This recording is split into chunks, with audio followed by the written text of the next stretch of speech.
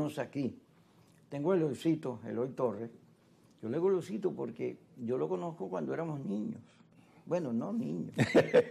Éramos jóvenes, pues. Jóvenes, pero documentados. ¿Cómo se llama el último libro tuyo?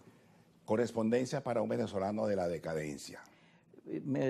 Cuando vi el título dije, oye, Pocaterra, ¿te lo sacaste de Pocaterra? No, el título como tal no es, sí es de Pocaterra, pero no tiene nada que ver con lo de Pocaterra. Bueno, porque el venezolano de hoy es distinto. Sí, porque es que además Pocaterra trataba una realidad en la que se denunciaban pues las injusticias, la barbarie con la que Venezuela vivió en los tiempos de la dictadura de Cipriano Castro y de Gómez. Pero en este caso no, la decadencia a la que yo me estoy refiriendo es un problema filosófico en la cual yo observo cómo, no solamente Venezuela, sino el mundo en general, está observando un conjunto de elementos que la hace que, como Occidente mismo, está viviendo un proceso de decadencia. Vamos a entenderlo por ahí, porque Dios mío, se me fue Simón García. No, a Simón García. Simón García escribe un libro, La Rosa y el Martillo. Sí, como no lo conozco muy bien, sí. Antes de llegar a La Rosa del Martillo, vamos a meternos en términos filosóficos, porque a ti te encantó la discusión de Pérez Pirela. Por cierto, he tenido mucho éxito, porque, bueno, nos metimos a discutir temas que no son usuales en televisión. Ni siquiera los partidos políticos. Los partidos políticos en Venezuela no discuten nada que tenga que ver con teoría. Con teoría. No tienen teoría. Por los fracasos de la oposición venezolana son todo el mundo, todos los partidos. Y lo del gobierno, la teoría se les dispersó. Sí. Después de tantos años gobernando se les perdió la teoría. Vamos a meternos primero, fíjate. ¿Por qué te cito Pocaterra? Hay un programa que yo se lo he recomendado a mucha gente, que está en YouTube, que está Manuel Caballero, que era tío tuyo. Ciertamente. Cabrujas, que era brillante. Jorge Olavarría, que era un hombre brillante, conocedor de la historia. Brillante, además. Y el escritor. Rafael Arraiz Luque. Bueno, todos son escritores. El historiador novelado.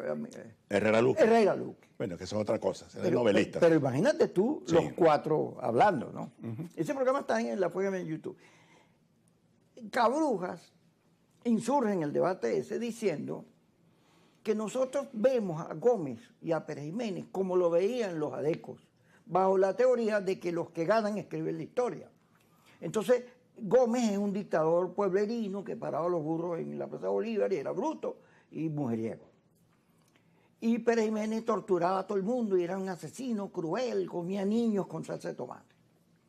Y Cabrujas dice, no, eso no era así. Claro que no era así. Gómez en la historia de Venezuela tiene otro valor. Cuando Gómez llega al poder, después de traicionar o de sacudirse o de andar para allá a su compadre, comienza un proceso que se va dando con la... de modernización del país, chico. Exactamente. Así es. De construcción del Estado. Unificó el país. Gómez no es un dictador, claro asesino. No. Más han matado los gobiernos de la democracia y de la Quinta República que Gómez. Pero Gómez lo que era un hombre de un pensamiento ordenado, no era bruto, y que tenía claro que había que construirle al Estado venezolano unos soportes importantes y que el más importante de todo era la estabilidad política. Te voy a citar aquí, allá que lo nombraste a Manuel Caballero, a mi tío, como lo llamas tú, mi amigo de mi casa de hace muchísimos años. Él escribió un libro que se lo recomiendo a todo el mundo, Gómez, el último caudillo liberal de Venezuela. Porque él fue el hombre que unificó el país, fue el hombre que le dio una dimensión distinta, fundó la Academia Militar, desarrolló otros instrumentos con los cuales Venezuela posteriormente logró insertarse en la estructura y la dinámica pues, de la economía global, gracias al petróleo, hay que reconocerlo.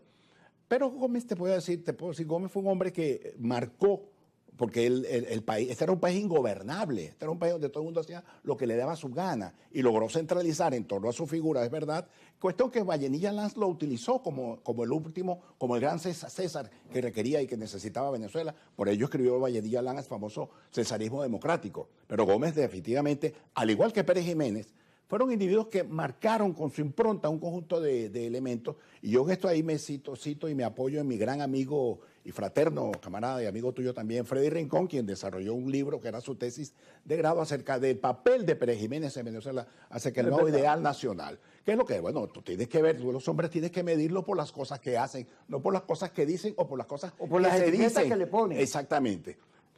Pérez Jiménez hizo un conjunto de obras aquí, la CBG, la industria, la cuestión del 23 de enero, la Universidad Central, el teleférico, la autopista Caracas-La Guaira, la avenida Bolívar, un conjunto de obras que incluso no pudo ir más allá porque, bueno, la historia le dio la espalda en 1958 y se tuvo que ir. El caso de Gómez también se dice lo mismo.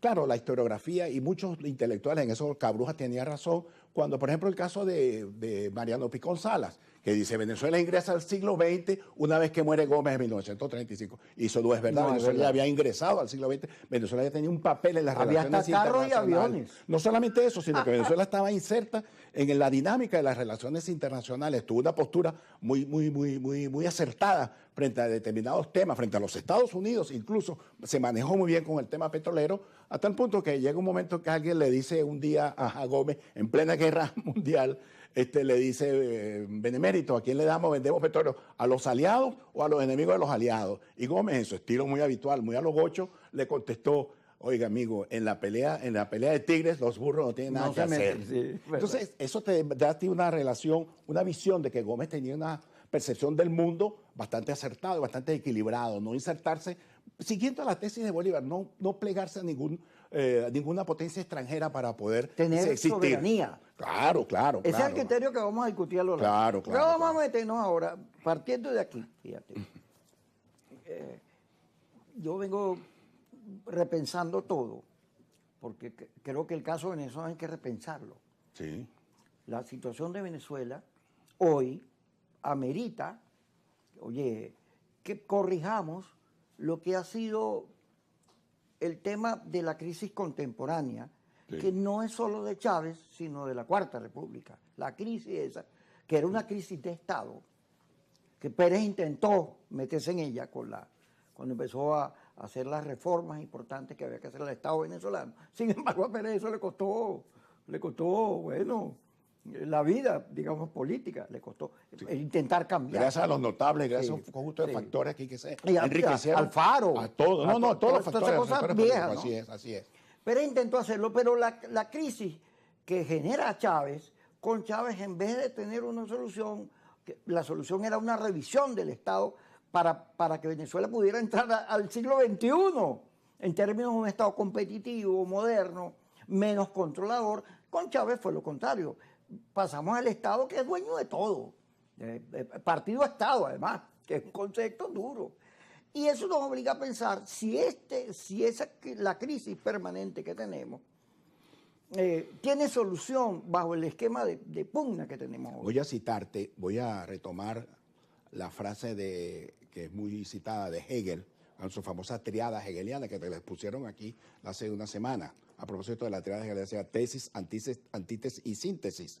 ¿Qué? Bueno, esa triada con la que Hegel buscaba explicar la dinámica dialéctica de los acontecimientos sociales, bueno, podemos decir, bueno, Venezuela vivió su tesis, que fue la democracia extendida, la democracia representativa, tuvo su antítesis, que es la democracia participativa. Bueno, yo creo que estamos en la hora de reencontrarnos como país, entre todos, para construir una síntesis que combine lo positivo. Que mejore. Que combine aquellos elementos, digamos, los mejores elementos de la antítesis y los mejores elementos de la tesis para hacer una buena síntesis. Eso significa mejorar, reflexionar acerca de lo que es el papel del Estado. El Estado se tiene que redimensionar, tiene que empequeñecer porque este es un Estado demasiado grande. Aquí hay que reflexionar acerca de la educación, aquí hay que reflexionar acerca de la política exterior, aquí hay que reflexionar el papel de Venezuela en el mundo internacional. ¿Qué papel vamos a jugar nosotros? ¿Somos amazónicos, somos caribeños, somos andinos? ¿Qué es lo que somos? No, eso no lo tenemos claro.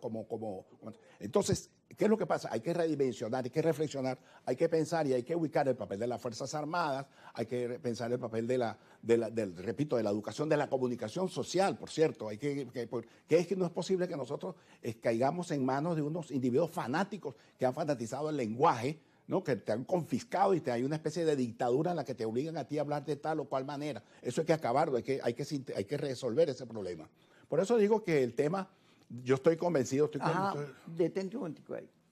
Fíjate, yo creo que la palabra dictadura, régimen, eso no ayuda en ese debate. Bueno, lo dije de dictadura en el sentido de un esquema de dominación de una determinada idea. Yo no me refería a lo Yo coincido contigo que constitucionalmente toda esa cosa, por Dios. Pero, y creo que a eso es lo que te refieres. Pero sí, fíjate, claro, el término dictadura, régimen, a eso hay que repensarlo. Porque cuando hablamos de Pérez Jiménez y de Gómez, el término dictadura no funciona con exactitud para definir esos gobiernos. Más bien es una camisa de fuerza para ver su papel en la historia. Ahora, eso hay que redimensionarlo, hay que reflexionarlo, hay que pensarlo y hay que saber exactamente. Yo digo, como decía todo de Adorno, antes de decir una estupidez, mejor te callas la boca. ¿Por qué? Porque sobre esto tienen que opinar los que son expertos, los historiadores. No creo.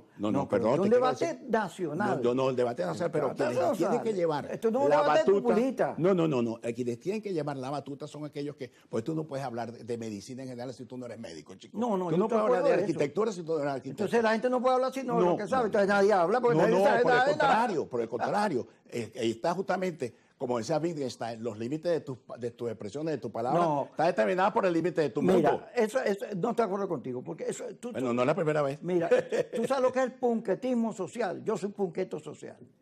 ¿A que no sabes qué es eso? Claro, tú eres el punqueto. Yo sé que toda la vida soy así. No. Toda la vida. ¿Qué es el punquetismo social? Eres del punk. No, tú sabes que los punquetos se caracterizaban porque cantaban muy mal. Sí. Pero ellos decían... Pero, ¿y quién dice que yo tengo que cantar bien? Si yo quiero cantar, canto. Pero yo tengo también el derecho de escucharte o no escucharte. Entonces no me vas a poner a mí la dictadura que tengo que escucharte a ti. ¿No? Vamos a ir al corte.